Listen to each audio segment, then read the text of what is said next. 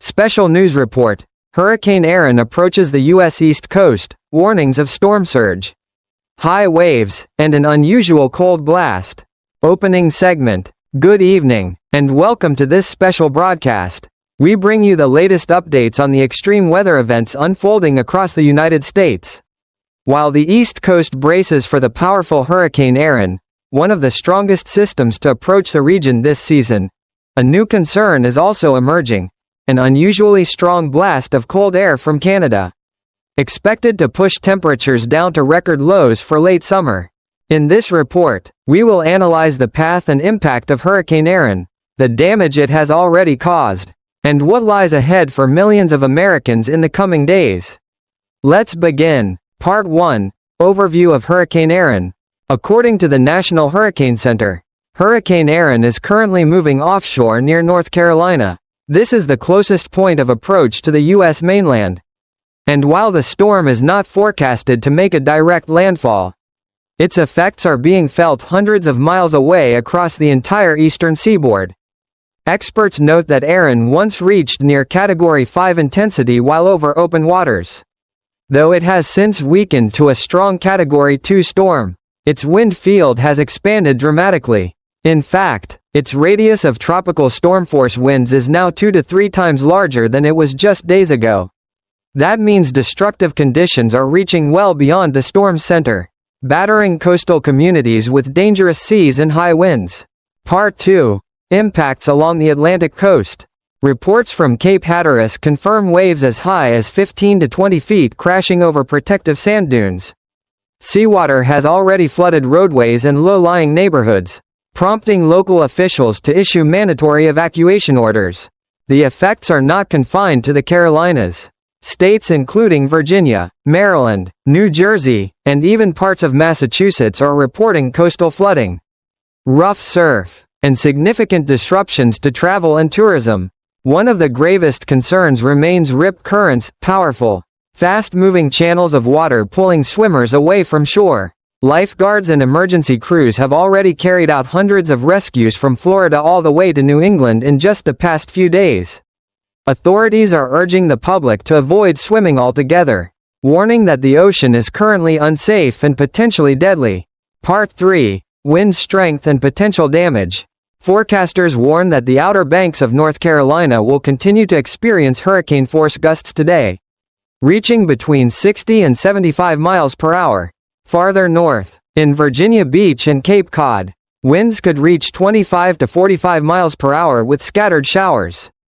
The combination of strong winds and high tides could cause power outages, falling trees, and flooding in vulnerable areas. Meteorologists caution that had Erin tracked only a little farther west, it could have been a catastrophic landfall event for the Carolinas, comparable to some of the most destructive hurricanes in recent memory. Part 4. Storm surge and evacuation warnings. Storm surge is another major threat. Water levels are expected to rise 1 to 3 feet from New Jersey down through South Carolina. In the stretch between Duck and Cape Lookout in North Carolina, already under evacuation orders, surge could reach 2 to 4 feet. Enough to inundate homes, roads, and critical infrastructure. The Chesapeake Bay region, including Virginia Beach, may also see surges of 1 to 3 feet. Local officials stress that evacuation orders must be taken seriously. Emergency responders and National Guard units are on high alert to assist communities at risk. Part 5. The storm's path after the U.S. Looking ahead, Erin is expected to curve northeastward tonight and tomorrow, gradually losing strength as it transitions into an extratropical system over the North Atlantic. Some lingering effects, high waves and gusty winds, may brush parts of Cape Cod and New England, but the worst conditions should ease. Meanwhile, forecasters are monitoring another tropical disturbance east of the Leeward Islands. If it strengthens, it could become Tropical Storm Fernand and head toward Bermuda. Fortunately, current projections show no direct threat to the U.S. mainland. Part 6. An unusual cold blast approaches. Just as the hurricane threat wanes, the U.S. faces an entirely different weather challenge: an intense surge of cold Canadian air. Beginning late this weekend, a mass of Arctic-like air will sweep into the Midwest before spreading eastward into the Northeast and even parts of the South. Daytime highs in the central and eastern states are forecasted to drop to 60s and 70s Fahrenheit, well below average for late August. Overnight lows could fall into the 40s or even upper 30s in some northern regions. This marks the sharpest and most widespread cold spell of the summer season. Cities such as Chicago, Minneapolis, and New York may set new records for the lowest August temperatures on record. Public health experts advise residents, especially the elderly and young children, to prepare for the sudden shift and ensure they have appropriate clothing and heating systems ready. Part 7. National Weather Outlook. The broader weather picture reveals a striking contrast across the country. While the Midwest and Northeast brace for chilly air, Florida and the Deep South will remain hot and humid, with little noticeable relief. In Texas and the Southwest, daytime highs will continue soaring past 100 degrees Fahrenheit, underscoring the region's persistent summer heat. The good news: severe weather such as large hail or tornado outbreaks is expected to be minimal in the coming week. Meteorologists describe this period as potentially one of the quietest stretches of the entire year for storm activity in the continental U.S. Still, forecasters caution that as September approaches, heat is likely to rebound across much of the country once this cool air mass moves out. Part 8. Safety Guidance and Closing.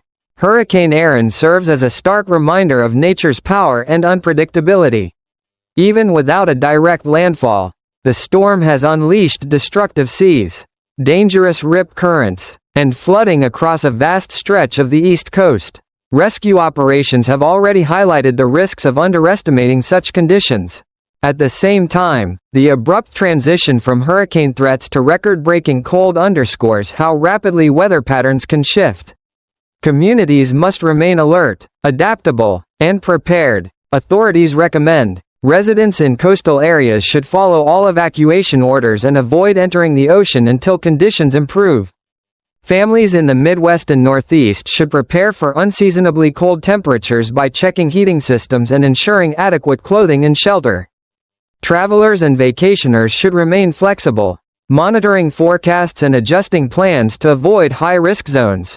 Closing segment. In conclusion, this week is shaping up to be one of the most remarkable periods of the summer for the United States. From the fury of Hurricane Erin to the surprise of an early autumn-like chill, Americans are witnessing firsthand the volatility of our climate. We will continue to monitor developments and provide timely updates in future broadcasts. Thank you for watching this special report. Please stay safe, and have a good evening.